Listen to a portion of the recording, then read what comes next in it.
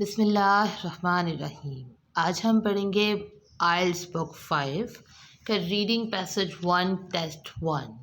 Reading passage 1 का सबसे पहला सवाल आज हम एक्सप्लेन करेंगे।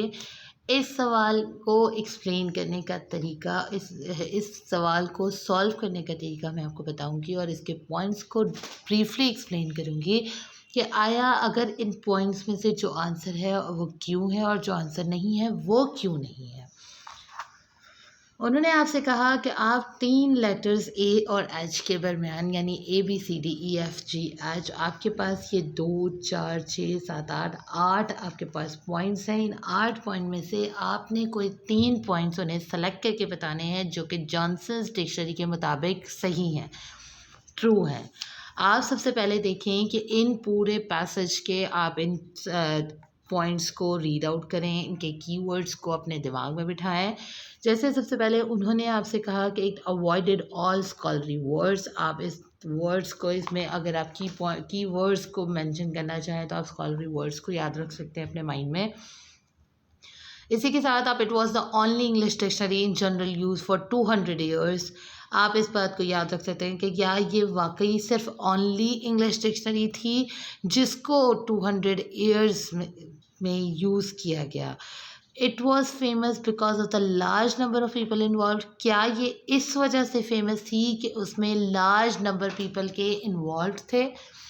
उसके अलावा उन्होंने कहा कि it focus mainly on language from contemporary Texas. ये फोकस करते हैं ज़्यादातर लैंग्वेज पर जो कि कंटेम्प्रेरी टेक्सेस होते हैं। कंटेम्प्रेरी टेक्सेस का मतलब होता है जो कि आपके ऑन होते हैं, to his own. There was a time limit for its completion. क्या इसमें टाइम लिमिट थी उसको कंप्लीट होने में, यानी कि जॉनसन्स की जो डिक्शनरी है उसको कंप्लीट होने में टाइम लिमिट थी। उसके बाद ने कहा it ignore work done by previous dictionary writers. क्या उसने प्रीवियस डिक्शनरी राइटर्स के वर्क को इग्नोर कर दिया था। उसके बाद उन्होंने कहा इट टुक इनटू अकाउंट सब। यहाँ पर उसने लिखा है सब टाइटल्स नहीं है, ये सब टीज है ऑफ मीनिंग। उसके अलावा उन्होंने कहा इस सब्टलिटीज़ का मतलब होता है बहुत सारे टाइप्स की चीज़, यानी जैसे हम कहते हैं ना मैनी डिफरेंट शेड्स और डिफरेंट हो, तो ये इंटरनेशनल वर्ड्स में उन्होंने ये वर्ड दिया है। उसके अलावा ये वर्ड अगर मैं भी स्पेसिफिकली कहूँ तो मुझे भी ये वर्ड पढ़ना प्रोनाउंस करना नहीं आ रहा, लेकिन ये इसको एग्जैक्टली मैंने जो डिक्शनरी में सर्च आउट किया तो इसके मीनिंग ये निकलते हैं कि आप डिफरेंट शेड्स को की वर्किंग या डिफरेंट टाइप की वर्किंग को कहते हैं।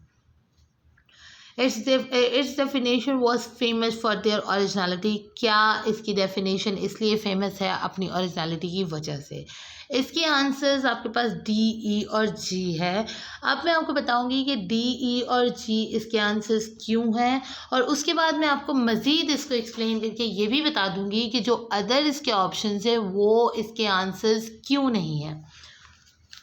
डी इसका आंसर क्यों है। It focus mainly on language from contemporary Texas. उसने कहा कि ये जो फोकस करते हैं लैंग्वेज पर कंटेम्प्रेरी टेक्सेस पे।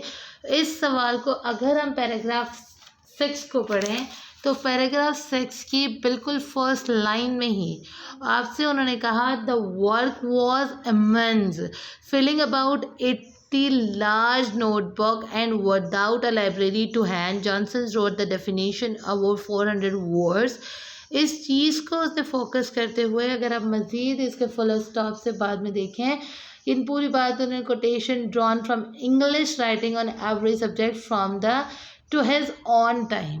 अपने ही वक्त पर उसने ये किया, तो ये जो टू हिज ऑन टाइम है ये उस वर्ड की मीनिंग है। ये जो मैंने आपको बताया focus mainly on language from contemporary Texas. तो कंटेम्प्रेरी टेक्सेस वो होते हैं जो अपने टाइम पर यानी अपने मुताबिक जो टाइम पर काम कराया जाए वो। तो उन्होंने अपनी डिक्शनरी अपने ही ऑन टाइम पर वो किया था, तो उन्होंने यहाँ आपको बताया टू हिज ऑन टाइम। इस लाइन को उससे रिलेट करके वो इसका आंसर है। इसी तरह अगर आप आंसर ई की बात करें तो there was a time limit for its completion. तो उसके कंप्लीशन में क्या आपके पास एक टाइम लिमिट थी, क्या कोई डेडलाइन थी आपके पास। तो इसी पैराग्राफ को अगर हम मज़ीद आगे पढ़ें, he did not expect to achieve complete originality। working to a deadline he had drawn on the best of all previous dictionaries। यहाँ पर उसने आपको साफ वाज़े ये वर्किंग टू अ डेडलाइन बताया। तो ये डेडलाइन जो होता है ये वो टाइम लिमिट की बात करता है। इसी वजह से यहाँ पर जो बात की गई वो टाइम लिमिट की उससे रिलेट की गई। There was a time limit for this completion. ये आंसर भी जॉन डिक्शनरी का करेक्ट हो गया। इसी तरह जी आंसर की बात की जाए तो इट टुक इनटू अकाउंट सब टीज ऑफ मीनिंग।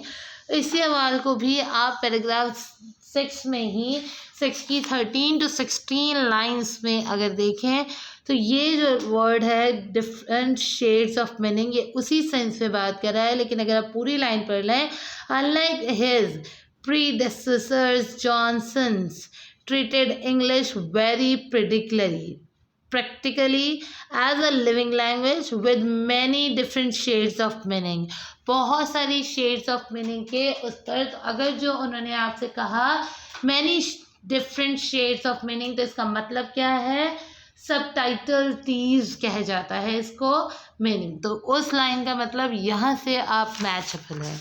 इसके अलावा अगर मैं आपको बताऊं कि ये बाकी पॉइंट्स क्यों नहीं हैं तो ये देखें, उन्होंने कहा it avoided all scholarly words. क्या जॉनसन्स डिक्शनरी ने जिसने जॉनसन डिक्शनरी को प्रेजेंट किया क्या उसने सारे स्कॉलरी वर्ड्स को इग्नोर कर दिया था? नहीं, उसने तो इस पर कंसंट्रेट किया है। ये देखें, अगर इस पैराग्राफ में आप फर्स्ट पैराग्राफ के सेकंड पैराग्राफ की लास्ट लाइंस में देखें तो स्कॉलरी वर्ड्स पर उसने कंसंट्रेट किया। Tended to concentrate on scholarly word. One function of the dictionary was to enable its student to convey an impressive और फाइन लर्निंग। तो उसने इस चीज़ को फोकस किया है। तो ये आंसर तो इसका गलत हो गया। सेकंड, उसने कहा कि it was the only English dictionary. क्या आपके ख्याल में ये ओनली इंग्लिश डिक्शनरी थी जो जनरल यूज़ की जाती थी? तो ऐसा नहीं है। इसके अलावा it was famous because of its large number of people involve. ये बात सही हो सकती थी क्योंकि ज़ाहिर है इन्होंने लार्ज नंबर फोकस किया। यहाँ पर उन्होंने बताया आपको कि वो अपने 6, ये देखें, he was only help by 6 assistants 2 of whom died whilst the dictionary। जब वो डिक्शनरी पब्लिश हुई तो 2 मर चुके थे। तो इसका मतलब वो ज़्यादा पीपल इन्वॉल्व थे। लेकिन उसने यहाँ पर एक लाइन बोली, गौर करें अगर आप, इट वॉज फेमस क्या वो इस वजह से थी कि उसमें लार्ज नंबर इन्वॉल्व थे? नहीं, फेमस वो अपनी डिक्शनरी होने मतलब अपनी काबिलियत की वजह से वो थी, इसकी वजह से नहीं थी कि उसमें पीपल्स इन्वॉल्व हैं। इसके अलावा ये वाला पॉइंट आपको मैंने बता दिया। ये उसने कहा it ignored work done by previous dictionary writers. क्या उसने प्रीवियसली जो डिक्शनरी राइटर्स किए उनकी राइटिंग को इग्नोर किया था? नहीं, उसने अगर वो इग्नोर करता जो वर्ड हमने कहा कि डिफरेंट शेड्स ऑफ डिक्शनरीज को उसने उसमें इन्वॉल्व किया तो ये उस रिलेट करके ये आंसर भी आपका इग्नोर हो गया, मतलब ये फॉल्स हो गया। इसी तरह it's definition was famous for their originality. तो ये चीज़ भी उसकी डेफिनेशन जो है वो अपनी ओरिजिनलिटी की वजह से फेमस नहीं थी, इसलिए ये वाला आंसर भी आपका इग्नोर हो गया। रिमेनिंग आंसर्स मैंने आपको बता दिए हैं कि डी, ई और जी इसके आंसर्स हैं। और ये भी मैंने आपको बता दिया है कि ये सारे तीनों के तीनों आंसर्स हमें पैराग्राफ 6 में मिले। एक आंसर हमें स्टार्ट की लाइंस में मिला, एक आंसर हमें 8 और 9 लाइंस में मिला, और जो जी आंसर हमें मिला वो 13 to 16 लाइंस पे मिला। इसके अलावा मैं आपसे ज़रूर हेल्प लेना चाहूँगी। मैं ज़रूर चाहूँगी कि अगर आप लोगों के दिमाग में इसको एक्सप्लेन करने का या इसको समझने का कोई और स्किल्स हैं या कोई और स्ट्रेटजी है आपके पास, मैं इस स्ट्रेटजी से ज़्यादा अच्छी या आंसर्स पिक करना बहुत शॉर्ट टाइम में आपके पास कोई आइडिया है तो आप उसको ज़रूर शेयर करें। हमारे कमेंट बॉक्स में अपना मैसेज ज़रूर छोड़ें और मेरे चैनल को ज़रूर सब्सक्राइब करें, लाइक करें और मेरे साथ जुड़े रहें। मैं इंशाल्लाह अपनी हर तक कोशिश करूँगी कि मैं अपने हर क्वेश्चन को ब्रीफली एक्सप्लेन करूँ। इसका नेक्स्ट क्वेश्चन समरी है, मैं इंशाल्लाह अपनी नेक्स्ट वीडियो में समरी को एक्सप्लेन करूँगी और उसके बाद ट्रू एंड फॉल्स है, ट्रू एंड फॉल्स को सॉल्व करूँगी। लेकिन मैं आप लोगों से ज़रूर कहूँगी कि अगर मुझसे कोई गलती हो जाती है तो आप उसे कमेंट बॉक्स में ज़रूर मेंशन करें। उसके अलावा अगर आपके पास कोई स्किल्स हैं, कोई स्ट्रेटजी है, कोई टिप्स हैं जो आइल्स के स्टूडेंट्स के लिए हेल्पफुल हो सकते हैं तो आप उनको ज़रूर मेरे कमेंट बॉक्स में शेयर करें। मैं अपनी नेक्स्ट वीडियो में उसको ज़रूर मेंशन करूँगी जिसने मुझे वो किया होगा उसका नाम भी और उसके अलावा भी मैं उसे ज़रूर अपनी वीडियो में शामिल करूँगी। ये एक सदका जारिया भी है कि अगर किसी की हेल्प हमारी वजह से हो जाती है और किसी का एक मार्क्स, किसी का एक बैंड हमारी वजह से आ जाता है तो उसकी ज़िंदगी उससे बन जाती है। क्योंकि आइल्स का आपको पता है कि आइल्स के बैंड लेना इतना आसान नहीं है और जितने जितने ज़्यादा बैंड जाते हैं उतनी ही हमारी रिक्वायरमेंट्स होती हैं। इसलिए कोशिश किया करें कि अगर आपके पास कोई भी हेल्पफुल मटेरियल है, कोई भी टिप्स और स्ट्रेटजीज़ हैं तो हमारे इनबॉक्स में ज़रूर शेयर करें। उम्मीद है आपको मेरा एक्सप्लेन करना समझ आ गया होगा। आज तक के लिए इतना काफ़ी है। Thank you so much. अल्लाह हाफ़िज़।